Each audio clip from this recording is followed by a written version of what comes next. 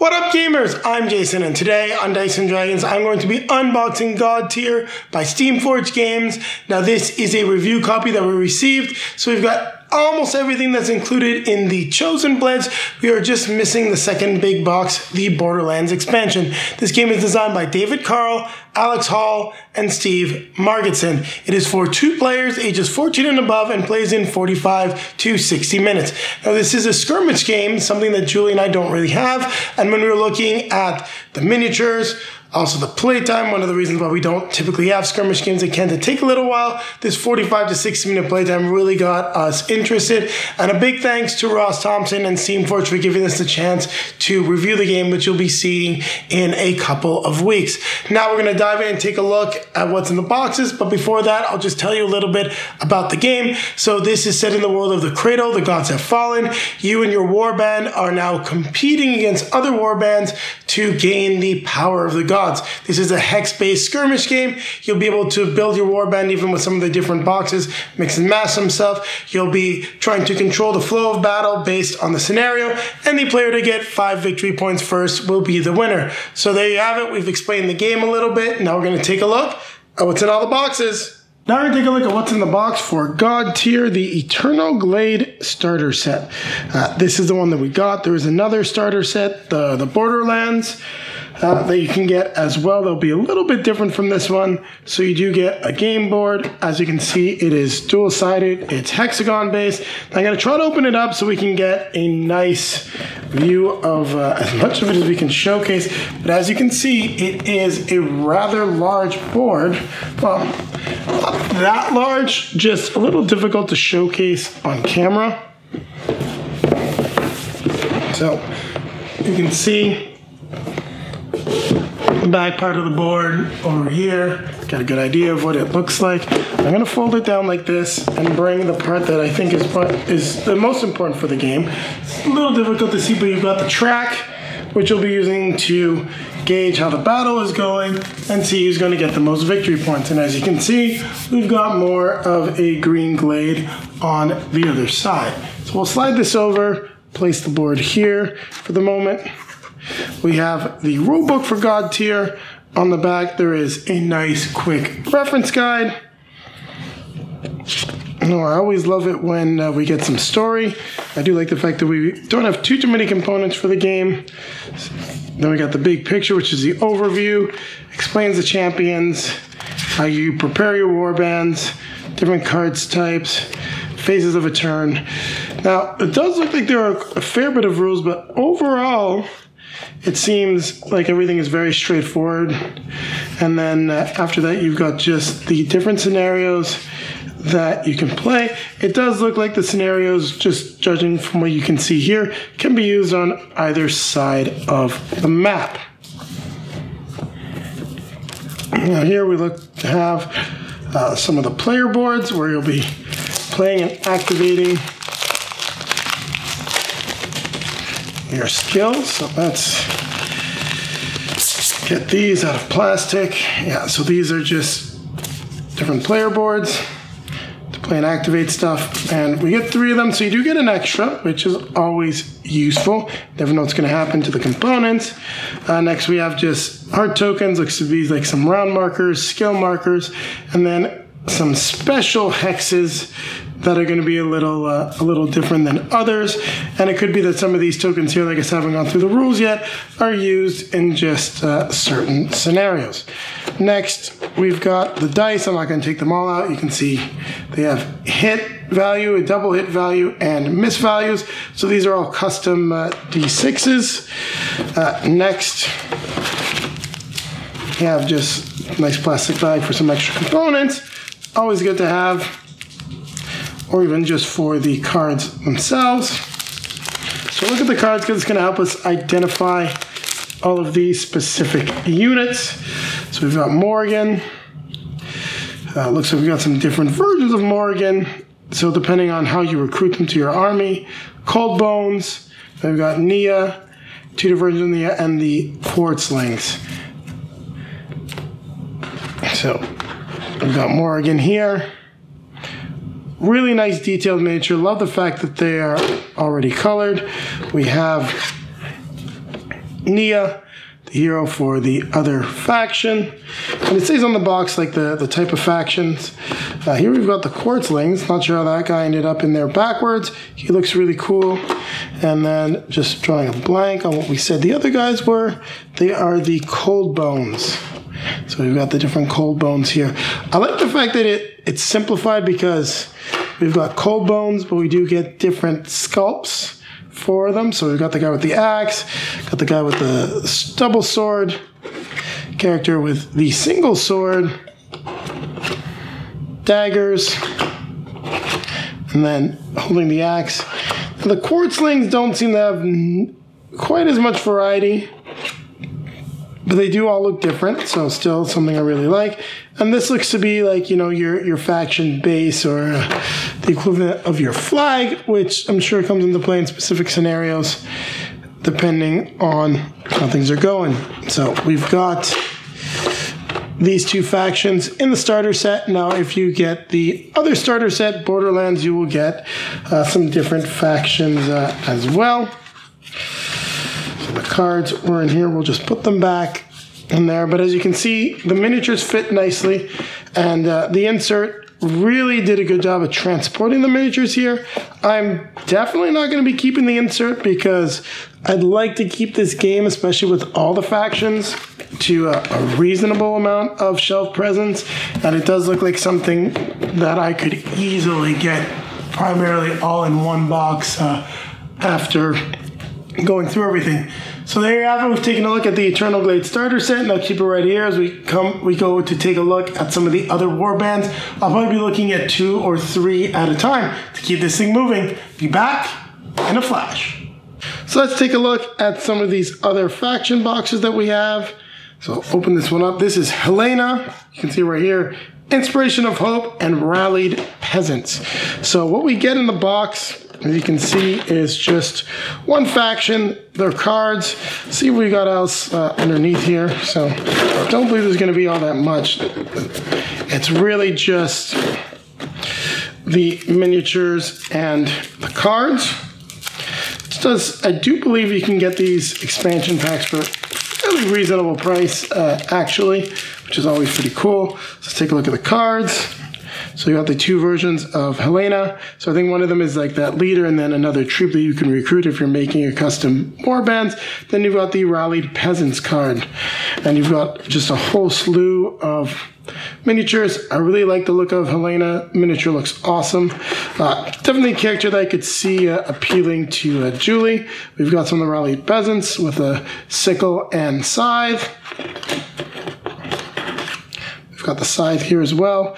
I do like the fact that we have the peasants wielding like, you know, farm equipment as weapons. Looks like we got a blacksmith here, or 2 blacksmith-like characters.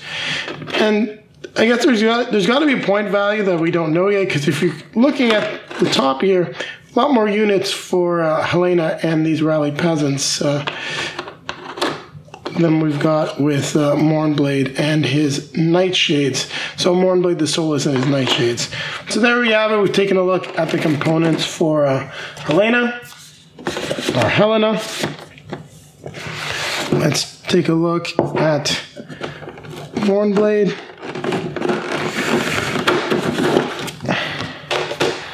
So we'll just look at the miniatures first this time.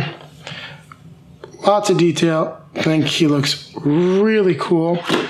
And then we've got the Nightshades. Lots of cool Nightshades. Really liking the idea of different minis all for like the same type. Just adds so much to the table presence. The miniatures are similar enough that you're not going to mistake them for something that they aren't. But it will add a nice, unique feel. And if you're trying to make some custom armies, it'll give you some pretty cool ideas for looks and things like that. Now, this one is taped in, and I'm not so sure how I feel about that, actually. Not so bad with the tape, but definitely the previous box with Helena with the access for my fingers just to pull it up and a little easier. I wonder if this is just a difference in printing, or whichever companies were printing these specific colors. I don't know. They're both blue. I thought there was a little bit difference in the shade. There isn't. So could just be a design decision, or as this game came out originally in 2019, maybe we're looking at a second printing versus a first printing. So here we have the cards for Mournblade, his leader card, and I believe just his regular card if you're recruiting him, and the different night shades. So there you have it. We've taken a look at Mournblade, the night shades. Pretty cool stuff. So we've got a few more boxes to go through. I thought I'd be able to do 3 at a time. Didn't really work out. So we'll take a look at the yellow boxes, and then finally we'll end with one of the red ones. Keep it right here. I'll be back in a flash. All right, so we're on to the yellow boxes now. We've got Blackjaw, the Sweeping Flame, and Unburnt Reavers. So we've got what looks like this shamanistic-like tribe, but they definitely don't look human. A little elvish, not quite sure how their backstory fits into the world of Godtear. Once again, we're seeing one of the tape packages, but this one is just a little bit closer to the edge when it comes to the card, which is good. A lot easier for me to open it up. So we'll start with a card pack. Now these aren't that bad to open, but no, maybe I'm just going the wrong direction here. That's why. But still a little annoying when it's just 3 cards. So here we've got Blackjaw, and then the Unburnt Reavers. So awesome looking. I love the idea of the flaming weapons here. So here we've got Blackjaw, looking amazing. So we've got, for the Unburnt Reavers, some great poses, and there's a lot of Unburnt Reavers, so I'm wondering if they're just a little bit on the weaker side, similar to Helena's peasants, because there are a lot of them. Maybe that's just because they're more human like characters that you get more of them, but I love the poses, and I really think they've done a great job once again with these miniatures. I love the fact that they're colored just to help them stand out, and I think that's something that's going to go a long way with regard to just making this game a little bit more accessible, especially also when you look at the playtime. No need to paint the minis. The minis don't need to be assembled. That's the kind of thing that can really appeal to a player like myself, or someone that also has a young family but wants to play some skirmish games when everything is good to go. So this is a pretty cool looking totem.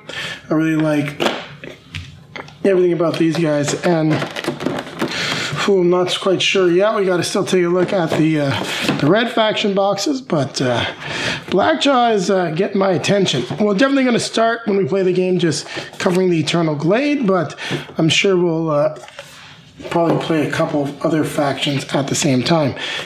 Before I forget, this is Kailinn, the Fury of the Forest and Virtues, which sounds exactly like the type of faction that will appeal to Julie.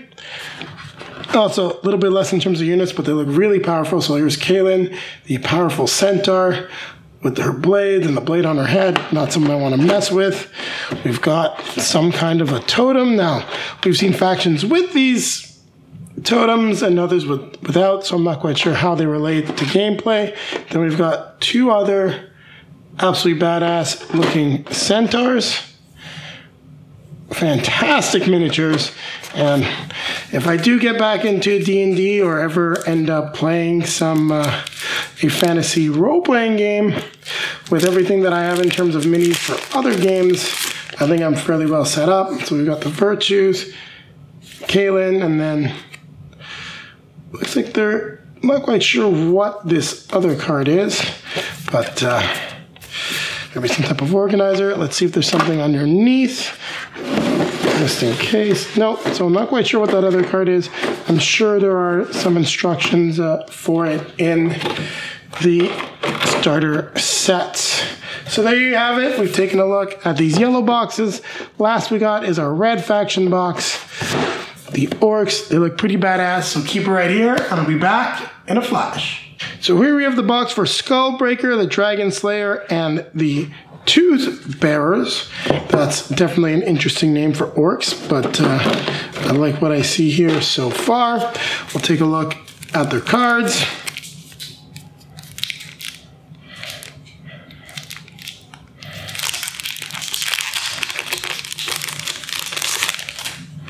We've got the leader card for Skullbreaker. Then the Tooth Bearers, and that's some pretty nasty looking Tooth Bearers there. So the cards are all double-sided, and they do have different information on each side, something that I didn't notice originally. Just trying to really unbox the game. So here we've got Skullbreaker. This is a fantastic miniature and someone that I definitely would want to play. Also, if you are a big fan of tabletop role-playing games, you're looking for some cool minis, some orcs, these guys would be fantastic in any other tabletop game. So Tooth Bearers look really cool. I feel like they're definitely going to be strong, but probably not stronger than anything else. I mean, for the Nightshades earlier, we had 4. These guys here, we've got a total of 4 characters. It looks like what may be a dragon, not quite sure, or a dragon link, dragon skulls. Not sure how that actually plays out. Won't know until we go through the rule book. Now this dragon one here is a little trickier to get out. As you can see, just some of the points, but yeah, nice little twist there. So we have these dragon skulls. This seems to be like some kind of totem, maybe a power-up. Overall, really like what I'm seeing here. Excited to try out all of these different factions. So here you have it, that Skullbreaker. We've now taken a look at all the content that we got for Godtear. So keep it right here as I'll be coming back at you with a quick outro. Thank you very much for watching, everyone. If you liked what you saw, don't forget to click that like button, comment, subscribe, hit the notification bell so that YouTube will let you know when the next video is released. Also, down below in the video description, you'll find links to all of our social media feeds, Facebook, Twitter, Instagram. If you'd like to see pictures of Julie and I playing Godtear when we get to the table, there'll be plenty on those feeds. Also, if you're looking for a copy of the game, click that link down there that we have as well to multizone.ca, a great Canadian game store. You'll get 10% off your next purchase, and it's a great way to support the channels. A portion of that purchase is returned to us. And now popping up in front of us are going to be links to some of our previously released videos. Over here will be our most recent release, and over here will eventually be our review and how to play of Godtear. Not sure how we're going to do it with all these expansions, but we're definitely going to dive into a lot of the content in just a little bit. Now with that being said, don't forget, keep playing games.